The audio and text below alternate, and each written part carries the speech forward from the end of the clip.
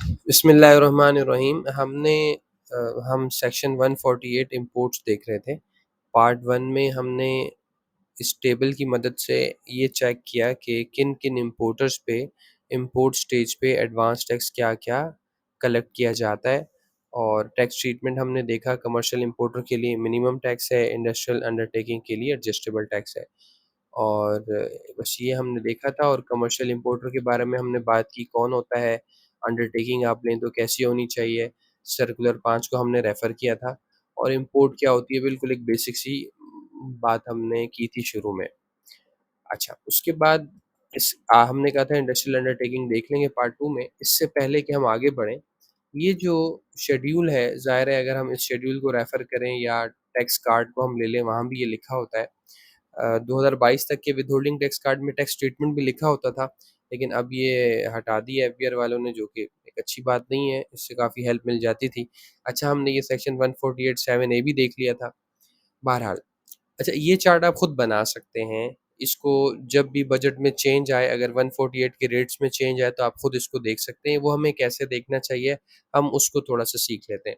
उसके बाद हम आगे ये देखेंगे कि इंडस्ट्रियल अंडरटेकिंग क्या है और फिर थोड़ा-सा इम्पोर्ट स्टेज पे वर्किंग कैसे होती है इनकम टैक्स की, उसे देख लेंगे। एचएस कोड वगैरह देख लेंगे। चलिए, देखिए सेक्शन नंबर 148 आप सॉफ्ट कॉपी डाउनलोड कर लें एफबीआर की वेबसाइट से, बहुत आसानी से डाउनलोड हो जाती है।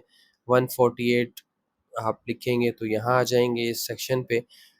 इसको जब हम पढ़ते हैं, the collector of customs shall collect advance tax from every importer of goods on the value of goods at the rate specified in part 2 of first schedule in respect of goods classified in part 1 to 3 of 12th schedule. अब देखें, इस आपको 2 चीज़ें refer करना आनी चाहिए। एक तो ये कि जो रेट है वो कहाँ स्पेसिफाइड है, पार्ट 2 ऑफ फर्स्ट शेड्यूल। एक ये आपको रेफ़र करना आना चाहिए ताकि अगर कोई चेंज आया आप देख सकें। और एक ये कि 12th शेड्यूल रेफ़र करना आना चाहिए। 12th शेड्यूल को रेफ़र करने की कोई ख़ास ज़रूरत नहीं है, वहाँ तो 3 पार्ट्स हैं कि आपका आइटम पार्ट 1 में है तो ये रेट, 2 में तो ये रेट, 3 में है तो ये रेट। वो तो इतना ज़्यादा रेफ़र करने की ज़रूरत नहीं है, लेकिन हम उसे भी देख लेंगे। तो अगर आप स्क्रॉल करते हुए नीचे आएँगे पार्ट 2 ऑफ फर्स्ट शेड्यूल तो आप यहाँ पहुँच जाएँगे। ये देखिए, स्क्रॉल करते हुए जब हम नीचे आए तो ये आ गया पार्ट 2, ये फर्स्ट शेड्यूल का पार्ट 2 है, रेट ऑफ एडवांस टैक्स। अच्छा, अब हम यहाँ आते हैं, देखिए, जैसे हमने यहाँ लिखा, यहाँ आ रहा है पर्सन इम्पोर्टिंग गुड्स क्लासिफाइड 1%, यही हमने उठा के अपने चार्ट में यहाँ 1% पे डाल दिया। उसके बाद यहाँ देखें, person importing part 2 12th schedule में आइटम आ रहा हो 2% ऑफ द इम्पोर्ट वैल्यू, और यहाँ पे देखें 3.5% of the import value as increased by फला-फला, ये कस्टम ड्यूटीज़ का, ये मैं आगे हम देख लेंगे, ये इसका क्या मतलब होता है, मैं वर्किंग में करा दूँगा। कमर्शियल इंपोर्टर, तो यहाँ लिखा था कमर्शियल इंपोर्टर का डिफरेंट रेट है, यहाँ भी देखें डिफरेंट रेट है। ये तो एडिशन भी लास्ट बजट में ही हुआ है, तो देखिए हमने इसीलिए यहाँ पे 2 पार्ट बना दिए थे, कमर्शियल इंपोर्टर का अलग रेट है, यहाँ कमर्शियल इंपोर्टर का अलग रेट है। तो आप यहाँ ये चार्ट किसी भी सेक्शन के लिए खुद बना सकते हैं। हम 153 को भी देख चुके हैं और भी सेक्शंस इंशाल्लाह हम देखेंगे। और फिर यहाँ पर जैसे फार्मा वालों के लिए प्रोविज़ो से हम ये 1125 एसआरओ का हमने देखा 1% है, और ये हमने फार्मा का देखा। इसको हमने अपनी उसमें डिस्कस नहीं किया, इसको हमने छोड़ दिया है, तो ख़ैर ये देख लीजिएगा। तो इस तरह से हम यहाँ से रेट्स देख सकते हैं। फिर ये कि 12th शेड्यूल क्या है? 12th शेड्यूल को आप स्क्रॉल करते हुए आएँ या सर्च करके 12th शेड्यूल में आ जाएँ, तो उसमें पार्ट 1 में देखें एचएस कोड्स दिए हुए हैं।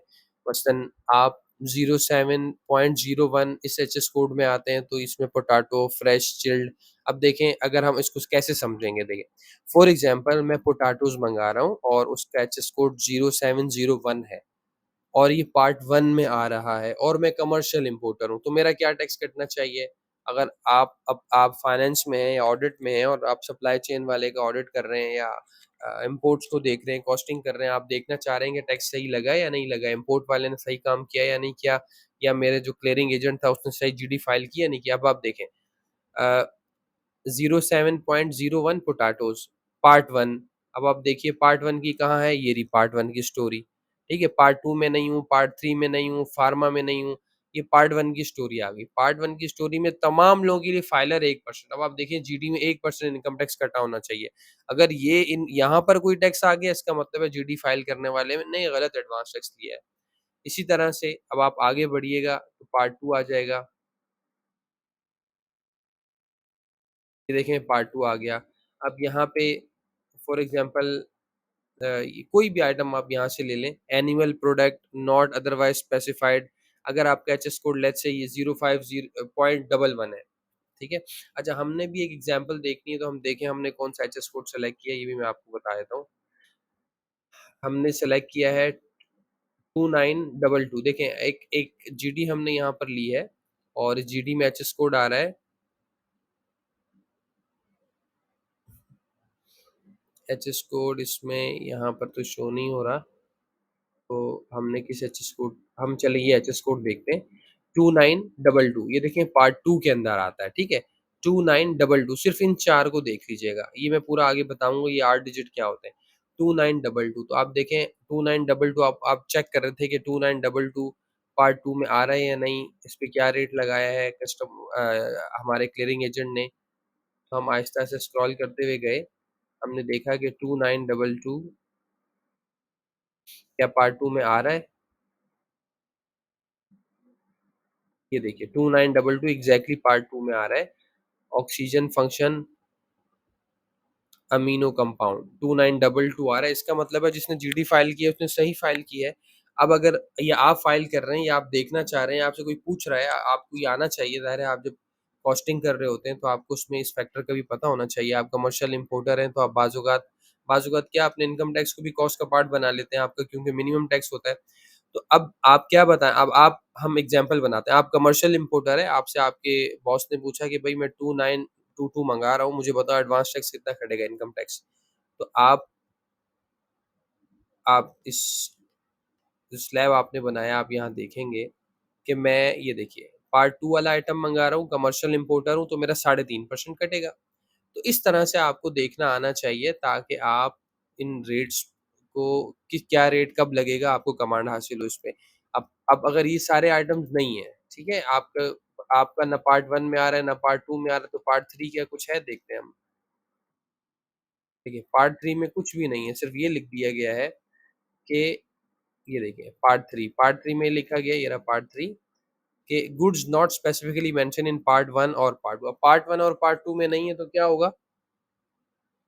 यहाँ हमने लिखा था पार्ट 3 तो क्या होगा कमर्शियल इंपोर्टर है तो 6% और अगर आप कमर्शियल इंपोर्टर नहीं हैं, तो आपका क्या है 5.5% ठीक है? चलें ये भी हमने थोड़ी-सी बात कर ली इस बारे में भी और अच्छा, इसके अलावा 148 को देखते हुए आगे चलते हैं। अच्छा ये प्रोविज़न भी पढ़ लेते हैं। Provided further that in case of goods classified under part 3 of the 12th schedule which are being used both as raw material and finished good, the board may by notification specify its own use can be classified under देखिए इसका मतलब क्या है? इसमें होता ये है आप बाज़-औक़ात ऐसा होता है आपको ऐसा आइटम मँगा रहे हैं जो कि आप इंडस्ट्रियल अंडरटेकिंग के तौर पे मँगा रहे हैं और वो पार्ट 1 और पार्ट 2 में नहीं है। अब पार्ट 1 और पार्ट 2 में ना होने की वजह से आपको क्या नुकसान हो रहा है? आप मैन्युफैक्चरर हैं, आपको 5.5% इनकम टैक्स देना पड़ रहा है। तो आपको ये चाहिए एक इसका एसआरओ आया है, वो मैं यहाँ रेफ़र नहीं कर रहा उसके उस पे हम नहीं जा रहे। उस एसआरओ में इसकी तफ़सील बताई गई है, देखिए यहाँ लिखा हुआ है ना as may be prescribe. Prescribe का जब भी मतलब होता है इसका मतलब ये एफबीआर कोई एक नोटिफ़िकेशन इश्यू करेगा जिसमें मज़ीद डिटेल्स बताएगा। इस पे एक नोटिफ़िकेशन इश्यू हुआ हुआ है जिसमें ये कहा गया है कि वो मैन्युफैक्चरर लिखे बोर्ड को कि भई या कमिश्नर को लिखा है चीफ कमिश्नर को कहा है या बोर्ड को जिसको भी कहा हुआ है, जो भी रेलेवेंट अथॉरिटी उसमें बताई गई है कि जी मैं इंडस्ट्रियल अंडरटेकिंग हूँ और मेरा आइटम पार्ट 3 में आ रहा है जिसकी वजह से मुझे ये इनकम टैक्स देना पड़ रहा है। जबकि मेरी ओन कंज़म्पशन है तो आप इसको पार्ट 2 में मेरे लिए कंसीडर कर दें। तो उसे ऑर्डर मिल जाएगा, उस ऑर्डर की बेस पे कस्टम में उसके लिए वो आइटम ऑल्दो के पार्ट 3 में है लेकिन उस पर्सन के लिए, उस ख़ास टैक्स पेयर के लिए वो पार्ट 2 में ट्रीट किया जाएगा। तो उसका फ़र्क क्या पड़ेगा? उसको 5.5% टैक्स देने के बजाय सिर्फ़ और सिर्फ़ 2% टैक्स देना पड़ेगा। तो मैंने आपको 148 का सेक्शन बता दिया, उसके बाद इसमें जो रेलेवेंट जो इसमें जो रेलेवेंट कह रहा हूँ, रेफर्ड इसमें जो शेड्यूल था उसका मैंने आपको बता दिया। फिर 12th शेड्यूल क्या है, ये क्यों रेलेवेंट है, इससे आप टैक्स का रेट वर्कआउट कर लेते हैं, उसके बारे में भी मैंने आपको बता दिया। अच्छा, उसके बाद कोई ऐसी चीज़ 7 हम पढ़ चुके हैं, 7A हम पढ़ चुके हैं। अच्छा, इसके अलावा वैल्यू ऑफ गुड्स, अच्छा वैल्यू ऑफ गुड्स की हमने बात नहीं की, चलें ये भी साथ ही निपटा देते हैं, फिर आगे चलते हैं। अच्छा, वो क्या वैल्यू है जिस पे इनकम टैक्स वर्कआउट होता है? इसको पहले यहाँ थ्योरी से समझ लेते हैं, फिर प्रैक्टिकल एग्ज़ाम्पल से समझ लेते हैं। देखें, आपने ₹100 की इम्पोर्ट की, ठीक है? इम्पोर्ट वैल्यू ₹100 की। मैंने आपको बताया एक डिक्लेयर्ड वैल्यू होती है, एक असेस्ड वैल्यू होती है। अभी हम कंसीडर कर लेते हैं डिक्लेयर्ड और असेस्ड वैल्यू एक ही है। अभी दिखाता भी हूँ जीडी पे आपको। अब क्या होगा, as increase by custom duty, अगर ₹100 की वैल्यू है, उसपे कोई कस्टम ड्यूटी लगी है, लेट्स से ₹10 आप उसको ऐड कर दें, और फिर कोई एडिशनल कस्टम ड्यूटी लगी है, आप उसको भी ऐड कर लें। लेट्स से वो ₹10, एक मिसाल दे रहा हूँ, ऐसा होता नहीं है, वो कम होती है। तो ये अमाउंट बन गई ₹20। अब लेट्स से ₹18 सेल्स टैक्स लगेगा, तो अब वो 20 जमा 18 38 हो गए, तो 138 की वैल्यू हो गई। लेट्स से आप मैन्युफैक्चरर हैं, तो एडिशनल टैक्स कुछ नहीं है, एफईडी भी नहीं है, तो 138 की अब आपकी वैल्यू बन जाएगी और ₹138 पर इनकम टैक्स लगेगा, जो भी आपका रेलेवेंट रेट है। ठीक है? तो ये उन आइटम्स के लिए है जो थर्ड शेड्यूल आइटम नहीं है। अच्छा, अगर थर्ड सेल्स टैक्स में हम देखेंगे थर्ड शेड्यूल आइटम क्या है, उस डिटेल में हम नहीं जा रहे। यहाँ सिर्फ हम ये बात कर रहे हैं फॉर सेल्स टैक्स पर्पस जो आइटम थर्ड शेड्यूल आइटम कहलाते हैं, वहाँ पे क्या होता है कि थर्ड शेड्यूल आइटम के ऊपर बस रिटेल प्राइस के ऊपर सेल्स टैक्स लगा दिया जाता है और उसके ऊपर इनकम टैक्स रिकवर कर लिया जाता है। तो ये वैल्यूएशन है। अच्छा, इसकी वर्किंग हम थोड़ी-सी देख लेते हैं कैसे होती है। देखें, ये जीडी के कुछ एक्सट्रैक्ट है। ये एक आइटम है एल्वलाइन फीड ग्रेड, जिसको अभी हमने यहाँ पे रेफर भी किया था 29.22 के अंदर, जो सेकंड शेड्यूल के अंदर आ रहा था। देखें यहाँ तो हम खैर वो देख चुके हैं। ये रहा, यहाँ पे इसका नाम है ऑक्सीजन फंक्शन अमीनो कंपाउंड। अब देखिए, हमने ये देखा कि हम ये आइटम मंगा रहे हैं, हम पार्ट 2 में गए, हमने देखा पार्ट 2 में आ रहा है और मैं मैन्युफैक्चरर हूँ तो कितने परसेंट रेट आना चाहिए?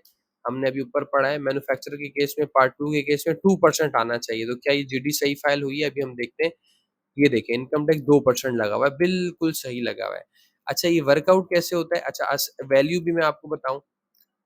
ये देखिए, ये जो इम्पोर्टर है उसने कहा मैंने ये क्वांटिटी मंगाई है, उसने ये वैल्यू खुद डिक्लेयर की है। इसको थोड़ा हम बड़ा कर लेते हैं ताकि आपको नज़र आ सके। ये देखिए, ये डिक्लेयर्ड वैल्यू है इम्पोर्टर की। इम्पोर्टर ने कहा, जो उसकी इनवॉइस आई कि भई ये मेरी इनवॉइस है, ये माल मैंने इम्पोर्ट किया है। अब असेस्ड वैल्यू भी सेम ही रही, तो कस्टम वाले ने कहा हाँ, ये सही वैल्यू इन्होंने इम्पोर्ट की होगी, इतने का ही है। अगर कस्टम वाला डिसएग्री करता, कस्टम ऑफिसर, तो क्या करता, इस 79,650 की वैल्यू को वो 80,000 कर देता, 90,000 कर देता, क्योंकि टैक्सेस असेस्ड वैल्यू पे लगते हैं। यहाँ पर दोनों सेम है। देखें, डिक्लेयर्ड वैल्यू ये क्योंकि डॉलर्स में है, इसको एक्सचेंज रेट से मल्टीप्लाई करके डिक्लेयर्ड वैल्यू और असेस्ड वैल्यू दोनों सेम है। अब इस पे रेट लगेंगे, टैक्स लगेगा। टैक्स वर्कआउट कैसे होगा? अब ये जो वैल्यू है यहाँ पर, इस वैल्यू के अंदर देखें क्या वैल्यू आ रही है, 24.6 मिलियन। 24.6 मिलियन में यहाँ देखिए कस्टम ड्यूटी। अच्छा, एक एडिशनल बात और बता देता हूँ यहाँ पे। ऑल्दो कि हमारी इम्पोर्ट की क्लास नहीं है, इम्पोर्ट की ट्रेनिंग नहीं हो रही, उसके लिए हमारे पास अलग सेक्शंस मौजूद हैं। सेशंस हो रहे हैं हमारे, इम्पोर्ट की ट्रेनिंग्स भी हो रही हैं। उसमें किसी की दिलचस्पी हो तो राब्ता कर सकते हैं। लेकिन यहाँ मैं आपको सिर्फ थोड़ा-सा बता दूँ कि कस्टम टैरिफ्स मिलते हैं। आप कस्टम टैरिफ की बुक ले लेंगे, तो उसमें आप इस रेलेवेंट एचएस कोड पर जब जाएँगे, जो एल्विलाइन का है, तो आप कस्टम टैरिफ में जाने के बाद वहाँ डिफरेंट चैप्टर्स हैं, ठीक है? आप चैप्टर में जाएँगे, उसके बाद सब हेडिंग में जाएँगे, तो कस्टम टैरिफ में लिखा होता है इस आइटम को अगर आप इम्पोर्ट करेंगे, आसानी के लिए हमें मिल जाते हैं मार्केट से कस्टम टैरिफ्स, कि हमें इम्पोर्ट करने हैं तो हम वहीं से देख लेते हैं क्या-क्या टैक्सेस लगेंगे। तो वहाँ पर हर आइटम के बारे में कस्टम टैरिफ में लिखा होता है कि इस पे कस्टम ड्यूटी ये लगेगी, सेल्स टैक्स ये लगेगा, एडिशनल कस्टम ड्यूटी ये लगेगी, वगैरह-वगैरह। तो ये कोई सीखना चाहे कि यार ये कोई भी आइटम मैं इम्पोर्ट करना चाहता हूँ, तो ये पूरी टैक्स की वर्किंग कैसे होगी, इसके लिए आपको कस्टम टैरिफ को समझना और उसकी एप्लीकेशन को समझना ज़रूरी है। और ये सप्लाई चेन वाला हर आदमी ने किया हुआ ही होता है। अगर आप इसमें इंटरेस्टेड हो तो आपको बस सिंपल आप वर्किंग टैरिफ ले लें, अपने इम्पोर्ट डिपार्टमेंट जाएँ, उससे कहें यार कस्टम टैरिफ मुझे दे दो और इसको ज़रा किसी एक एचएस कोड पे समझा दो कैसे लगते हैं, वो आपको बता देंगे, आप लोग समझ जाएँगे ये वर्किंग कैसे होती है जीडी के ऊपर। हम तो फिलहाल इनकम टैक्स देख रहे हैं, इन इस बहस में हमने नहीं जाना है। ये सीडी का मतलब है कस्टम ड्यूटी, एसटी का मतलब है सेल्स टैक्स, एसीडी का मतलब होता है एडिशनल कस्टम ड्यूटी, एएसटी का मतलब होता है एडिशनल सेल्स टैक्स। ये कैसे वर्कआउट हुए ये हमने नहीं देखना, जो यहाँ प्रोवाइडेड है हम तो उसी को देखेंगे। हमें देखना है इनकम टैक्स कैसे वर्कआउट होगा। ये सारी फिगर्स मैंने यहाँ ऊपर पुट कर दी है टेबल में। अब ये देखिए, सीरियल नंबर 41 ऑफ जीडी में एचएस कोड आता है, ये एचएस कोड है हमारा। 42 के अंदर जीडी में ये आइटम की डिस्क्रिप्शन आई और असेस्ड वैल्यू आई सीरियल नंबर 45 में। उसके बाद कस्टम ड्यूटी हमने ली 0 थी, एडिशनल कस्टम ड्यूटी हमें 2% लगी, वो हमने यहाँ पे ले ली। उसके बाद सेल्स टैक्स हमें लगा 18%, वो हमने ले लिया। 47 सीरियल नंबर में रेट सारे होते हैं जीडी के, तो ये रेट था 18%। अब आप क्या करेंगे, 24 मिलियन में प्लस करेंगे 4,92,000 और उसमें 4,45,000 45 लाख ऐड कर देंगे। इन तीन फिगर्स को आपने जब ऐड किया ना, देखें तो क्या आया, 29.6 मिलियन। अब ये जो अमाउंट आया, सब फिगर्स को ऐड करने के बाद इसके ऊपर 2% इनकम टैक्स लगेगा, जो कि बना 5,92,541 रुपए। तो इस तरह से इनकम टैक्स की वर्किंग होती है। एडवांस इनकम टैक्स जो कलेक्ट होता है, यानी ये टैक्स ऑन टैक्स है बेसिकली। अगर देखा जाए तो ये कर लेते हैं कि भाई असेस्ड वैल्यू है, बस इस पे इनकम टैक्स लगे। नहीं, ऐसा नहीं किया इन्होंने। यानी इनकम टैक्स अभी हमने ऊपर पढ़ा था, value increase by all taxes कह लें आप सिंपल अल्फाज में। भाई असेस्ड वैल्यू लीजिए और असेस्ड वैल्यू में जो और टैक्सेस लग रहे हैं उन तमाम टैक्सेस को ऐड कर लीजिए। अब उस अमाउंट के ऊपर आप इनकम टैक्स का रेट लगाइए, जो कहाँ दिया हुआ है, जो हमने अभी वन सेक्शन 148 में पढ़ा। वो रेट कहाँ पर दिया हुआ है, वो रेट आपका दिया हुआ है पार्ट 2 ऑफ फर्स्ट शेड्यूल। ठीक है, पार्ट 2 ऑफ फर्स्ट शेड्यूल में जो रेट दिया हुआ है वो आप यहाँ लगाकर इसके ऊपर आप वर्किंग कर लेंगे। तो ये इनकम टैक्स इस तरह से वर्कआउट किया जाता है। अच्छा, एचएस कोड के बारे में आपको बताना चाह रहा था। अच्छा, जब ये एक एडिशनल बात है, इससे रिलेटेड नहीं है सेक्शन 148 से, लेकिन हम इंपोर्ट्स देख ही रहे हैं तो कुछ और इन्फॉर्मेशन भी हमें मिल जाए, अच्छी बात है। जब आप कस्टम टैरिफ्स खुद अगर पढ़ना चाहते हैं तो आप लेट्स से आप कोई एक आइटम निकालना चाहते हैं, इसी को निकालना चाहते हैं और ये इस पे जो-जो टैरिफ लगे हुए हैं वो तो आपने देख ही लिया, आप इसको खुद चेक करें। आप कस्टम टैरिफ की किताब लें अपने इम्पोर्ट वालों से और आप ये जो एचएस कोड है ना 8 डिजिट का, इसमें आप क्या करेंगे, ये जो 29 है ना, ये चैप्टर है। ये चैप्टर को रेफर करता है। तो आप 29 से सबसे पहले कस्टम टैरिफ में 29 नंबर चैप्टर निकाल लेंगे। उसके बाद आप देखेंगे 29.22 या 2922, ये 22 क्या होता है, हेडिंग है। मज़ीद चैप्टर की आगे मज़ीद क्लासिफिकेशन है। ठीक है?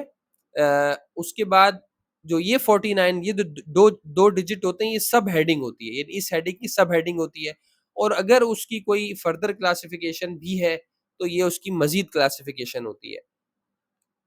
अच्छा, अब देखिए, अब आप 29 चैप्टर में जाएँगे, वहाँ पर जाके 29 में देखिएगा, 2922 देखिएगा, उसके बाद 2922 में 49 पे आइएगा, फिर 90 पे आइएगा। हो सकता है इस आइटम के अंदर कोई 91 भी हो, 92 भी हो सकता है या 5090 हो। तो आप इस पर जाकर देखेंगे तो कस्टम टैरिफ में आपको रेट्स मिल जाएँगे। अच्छा, ये अभी कुछ ज़्यादा अच्छा आपको समझ नहीं आया होगा, मैं आपको इसको यूँ समझाता हूँ। लेट्स से आप पाइनएप्पल इम्पोर्ट करना चाह रहे हैं, तो पाइनएप्पल का एक एचएस कोड होगा। तो ये जो है ना, ये वाला कोड, ये होगा फ्रूट का। उसके बाद ये हेडिंग जो होगी, ये मुमकिन है पाइनएप्पल की हो। ये सब हेडिंग आपकी होगी कि भाई पाइनएप्पल किस शेप के अंदर है और ये आइटम मज़ीद बता रहा होगा पाइनएप्पल की पैकिंग क्या है। ये मैंने आपको जस्ट थोड़ा-सा बिल्कुल बेसिक बताने के लिए बता दी है, मतलब बेसिक्स थोड़ी-सी आ जाएँ। आप कस्टम टैरिफ देख रहे हैं तो आपको थोड़ी बहुत हेल्प मिल जाए। लेकिन बिल्कुल एक्चुअली इस तरह नहीं होता जिस तरह मैं आपको बता रहा हूँ, लेकिन ये बिल्कुल एक बेसिक लेवल की अंडरस्टैंडिंग देने के लिए इसी तरह से है कि आप 29 से चैप्टर में जाइएगा, उसके बाद उस एचएस कोड में चले जाइएगा।